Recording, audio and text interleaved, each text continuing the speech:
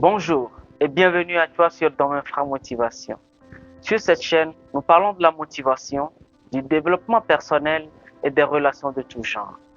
Si l'une de ces thématiques t'intéresse, je t'invite à t'abonner et activer la cloche de notification pour ne rien rater de nos prochaines vidéos. Dans cette vidéo, je vais te faire ressortir quatre choses qu'il ne faut jamais forcer dans la vie. Mais bien avant de te faire ressortir ces 4 éléments, je vais te conter une toute petite histoire.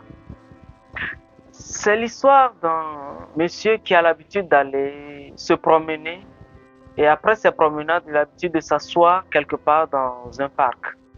Et généralement, il a toujours sur lui quelques graines de céréales qu'il a l'habitude de donner aux pigeons, aux oiseaux.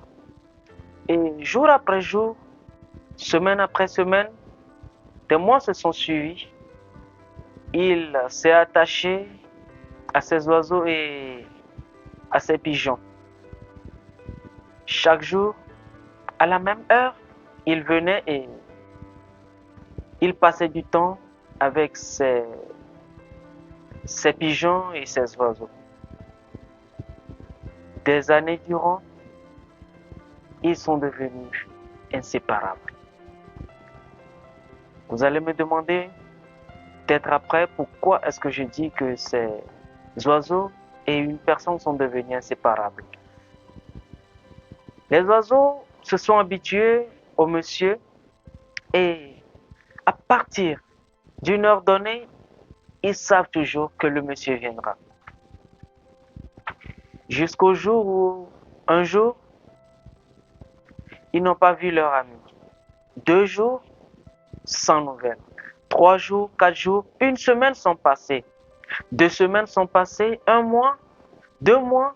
Au 3e mois, les oiseaux, les pigeons se sont éparpillés. C'est à partir des fins du 3e mois que le monsieur est réapparu et a commencé encore à redonner la nourriture à ces pigeons ou à ces oiseaux dans le parc. Mais seulement que le nombre de pigeons et d'oiseaux augmentait sans cesse. Leur maître, leur ami, leurs compagnons étaient de retour. Et c'est jour après jour. À la même heure, les mêmes choses se produisaient. Il faisait tout possible pour que ces oiseaux se réunissent autour de lui et il passait beaucoup de temps avec eux. Juste tout a pris fin. Le monsieur ne venait plus ni courir dans le parc, ni donner à manger aux pigeons et aux oiseaux. Chose bizarre, le monsieur était malade, gravement malade. Qu'est-ce que les pigeons ont fait? Qu'est-ce que les oiseaux ont fait? Tout simplement, ils ont volé jusqu'à la fenêtre du monsieur, tous, comme ils étaient toujours dans leur parc, pour se questionner, qu'est-ce qui ne va pas? Qu'est-ce qui est en train d'arriver à notre ami? Qu'est-ce qui ne va pas et on ne voit plus ce monsieur à bon cœur? Plein d'oiseaux se sont regroupés à la fenêtre du monsieur et à leur grande surprise, ils voyaient leur ami sur le lit, quasi inconscient. Avec des soins, mais les oiseaux ont passé toute la journée, la nuit, à attendre et encore attendre. Chose bizarre, ce sont des choses que nous ne pouvons pas comprendre. Les animaux, un être humain. Je m'en vais maintenant vous poser cette question. Si les animaux ont pu avoir le sens de la visite, le sens de rendre visite, le sens de l'amitié, qu'en est-il de nous les êtres humains? Et jusqu'à l'heure-là, nous ne comprenons pas le sens de certaines choses. Oui, L'amitié, ça ne se force pas. C'est quelque chose de naturel. Voyez-vous, les gestes que le monsieur posait continuellement, fréquemment, à l'endroit de ces oiseaux, de ces pigeons, ces actes ont fait naître une amitié sans précédent. L'amour, la compréhension, le savoir-vivre est né entre l'homme du parc et les oiseaux puis les pigeons du parc. Mes chers frères, c'est deux mondes différents. Des êtres qui ne parlent pas notre langue, qui arrivent à communiquer jusqu'à ce point. Les oiseaux, je répète, les pigeons ont rendu visite à cet homme monsieur qui les nourrissait pendant des années dans ce parc. Cette petite histoire me conduit à vous révéler quatre choses qu'il ne faut jamais forcer dans la vie. Si les animaux ont pu comprendre cela, qu'en est-il de nous les êtres humains? Qu'en est-il de nous, les hommes, de la même espèce? Ce qui nous différencie peut-être, c'est la couleur de peau. Tout le reste, nous l'avons nous tous.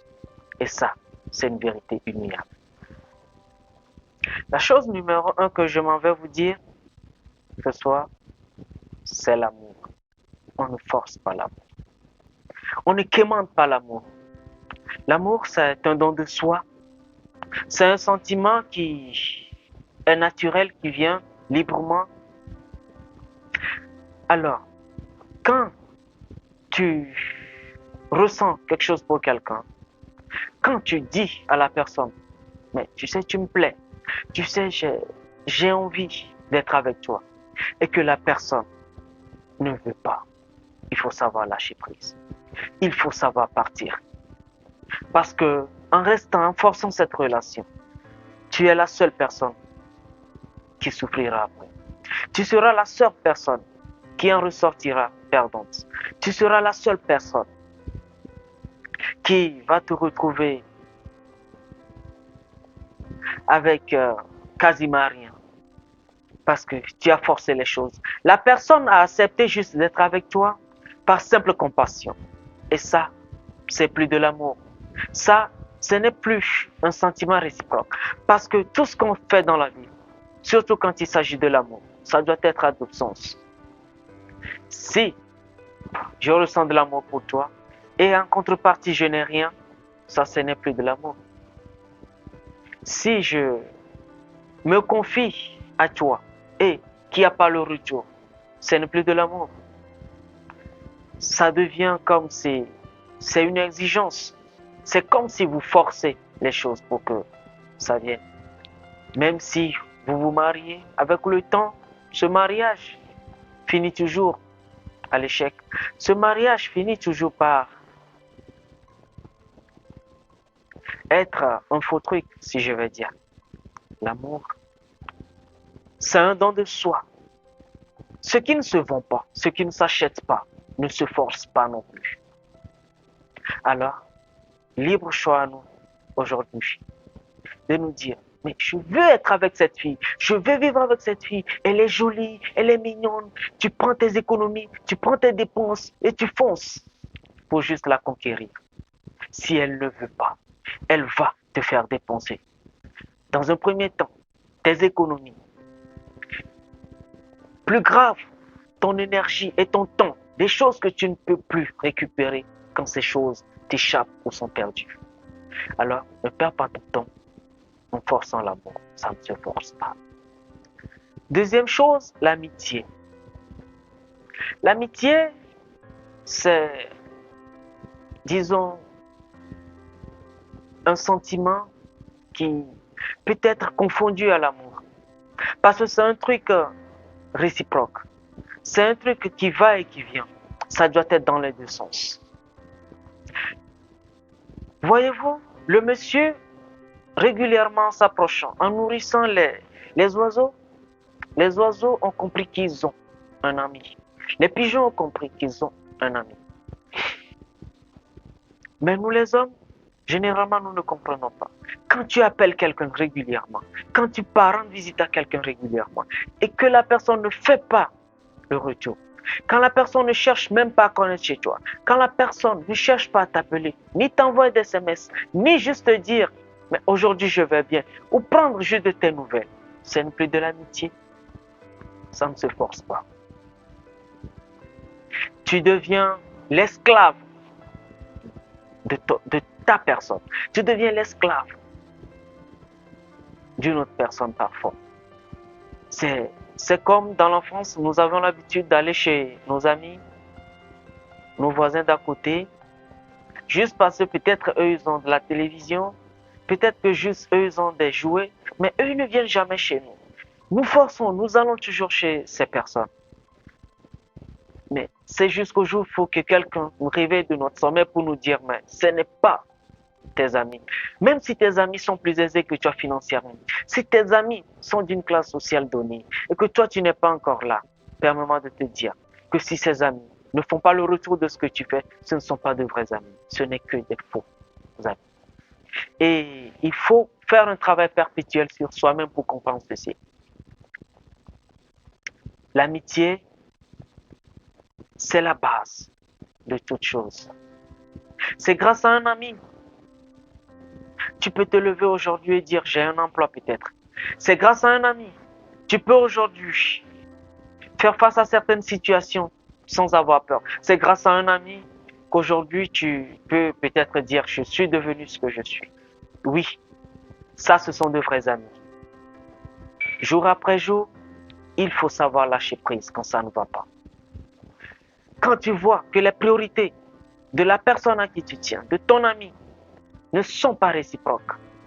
Mais si un de tes amis te dit chaque fois, je n'ai pas le temps, j'ai été trop pris dans la journée, j'étais trop occupé, quand tu attends ça, je n'ai pas du crédit, je n'étais pas sous Wi-Fi. Mais est-ce qu'il faut être sous Wi-Fi? Il faut avoir la connexion. Est-ce qu'il faut mettre du crédit, de l'essence dans sa moto ou dans sa voiture avant d'aller rendre visite à un ami? Non.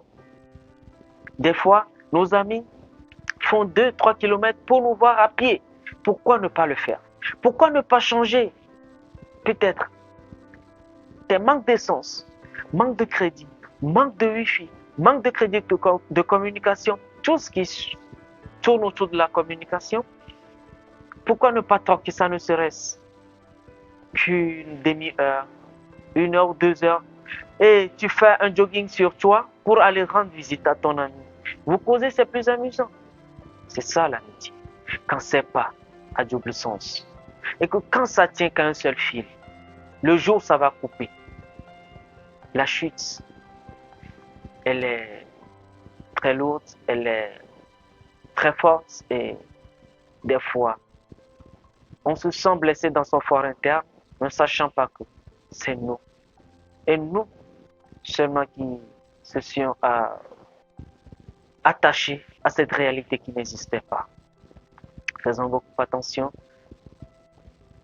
à ceux que nous côtoyons, toutes les personnes que nous visitons, les personnes que nous prétendons être nos amis. Quand ce n'est pas dans les deux sens, ce n'est plus de l'amitié, c'est du désordre que nous faisons. Troisième chose, le respect. On ne force pas le respect. Le respect, ça se mérite. Le respect, c'est dans tes manières de faire, d'agir. C'est la manière dont tu considères l'autre qui est en face de toi. C'est la manière dont tu te présentes en face de quelqu'un. Généralement, quand tu te minimises, généralement quand tu te sous-estimes et quand tu places certaines personnes à une hauteur, à un moment donné, tu n'es plus toi-même. Ces personnes te piétinent juste parce qu'ils se disent que tu n'as pas droit à leur respect. Le respect, ça ne se force pas, ça se mérite, ça vient naturellement. C'est ton charisme, ce sont tes manières de faire. C'est la manière dont tu communiques avec les autres. C'est comme le cas des chefs d'entreprise. Il y a certaines personnes, certains responsables d'entreprise, en le voyant directement, toi-même, tu sais que lui, il mérite ton respect. Quoi qu'il en devienne, tu vas toujours le mettre à sa place. Il en est de même pour d'autres responsables. Quoi qu'ils disent, quoi qu'ils fassent, ils n'auront jamais, jamais, et je répète jamais, le respect de leurs subalternes ou de leurs collègues. C'est la manière dont ils appréhendent les choses de la vie. C'est la manière dont ils vont vers les gens. C'est la manière dont ils traitent les gens. C'est la manière dont ils se disent, mais je suis supérieur à toi. La supériorité, la place que tu occupes aujourd'hui peut être occupée par quelqu'un d'autre demain. Et ça peut être la personne aujourd'hui à qui tu manques de respect. Ça peut être la personne aujourd'hui que tu ne considères pas. C'est ça, le respect. Ça ne se force pas, ça se mérite. Le respect. Même en famille, il y a certaines personnes, leur charisme leur permet d'imposer cela. Ils imposent cela. Ils vous amènent à faire savoir à la personne que c'est comme ça doit être. Ce sont des choses qu'il faut accepter, vivre avec humblement et librement. Le respect, la porte de toute chose. Ça ouvre des portes. Alors, faisons très attention aux actes que nous posons. Toutes les personnes que nous croisons. Notre manière de nous exprimer, de nous habiller. La manière de vivre surtout avec nos proches. Quatrième chose qu'on ne force pas dans la vie, plaire à quelqu'un. Tu peux beau faire, tu peux beau crier, tu peux beau faire semblant, tu peux beau secouer les arbres, tu peux beau chercher. On ne fait pas semblant de plaire à quelqu'un. On ne force pas cela. Pour plaire à quelqu'un, c'est naturel. C'est facile. Ça vient tout doucement. Ça vient humblement. C'est là que tu te dis, mais pourquoi est-ce que je plais à tel genre de personnes? Pourquoi est-ce que ces gens de personnes m'estiment tant? Pourquoi est-ce que ces gens de personnes veulent toujours être avec moi? C'est comme les enfants. C'est comme les enfants, les bébés. Les enfants ont l'habitude d'être collés souvent à certaines personnes. Et d'autres, les enfants les fuient. Tu te demandes pourquoi. C'est ça. Les enfants nous retracent plus cette histoire. Généralement, tu vois, les enfants ont toujours tendance à aller peut-être chez grand-maman, grand-maman, grand-papa, mais chez grand-papa, non. De la même manière, l'inverse. Ils ont l'habitude d'être toujours collés à grand-papa, grand-papa, mais chez grand-maman, non. De la même manière, ils ont l'habitude d'être collés à leur oncle ou à leur tante, mais il y a certaines nièces, certains oncles qui ne verront jamais le vrai visage de ces enfants. Savez-vous, c'est parce que ces personnes ne sont pas naturelles avec les enfants. Et si tu n'es pas naturel avec les enfants, ils le ressentent. Ils vivent cela et ils s'éloignent de toi. Voyez-vous, c'est ça la réalité. Plaire à quelqu'un, c'est naturel. Ça ne se force pas, ça ne se mérite pas. C'est quelque chose que Dieu met en certaines personnes. C'est quelque chose qui peut être cultivé et qui peut changer les cours des choses. C'est quelque chose qu'on vit avec. Alors, savoir faire les choix dans la vie. Ne forcez pas cela. On ne force pas. C'est comme le cas du succès, ça ne se force pas. Ça vient. On travaille dans l'ombre. On travaille dans l'ombre. Et le succès révèle ta personne. Aujourd'hui, la petite histoire que j'ai eu à vous conter a fait ressortir des aspects. L'amitié, l'amour dans un premier temps. Si ces oiseaux, ces pigeons ne se sont pas attachés à la personne, ils n'iront jamais à l'encontre. Pour voir ce qui se passe avec eux, ils ne le feront jamais. Juste parce que ils ont compris quelque chose, les animaux. Et pourquoi pas nous les êtres humains. C'est dans toute cette histoire encore, dans la même histoire. que nous voyons avec quelle aisance le monsieur allait toujours vers ses oiseaux et ses pigeons. Quelle aisance! Il était à l'aise avec ses animaux. Il était libre dans son esprit avec ses animaux, ses oiseaux. Et en contrepartie, ces oiseaux aussi étaient libres en faveur de ce monsieur. Faisons les bonnes choses, posons les actes nécessaires dans la vie et les meilleurs. Ça nous ouvre bien des portes qu'on ne s'aperçoit pas. Les actes que nous posons aujourd'hui, ce que nous laissons aujourd'hui, ouvre peut-être la porte à nos enfants de demain. C'est ça qu'il faut comprendre. Et n'oublie pas que tu es une personne très importante pour ta génération.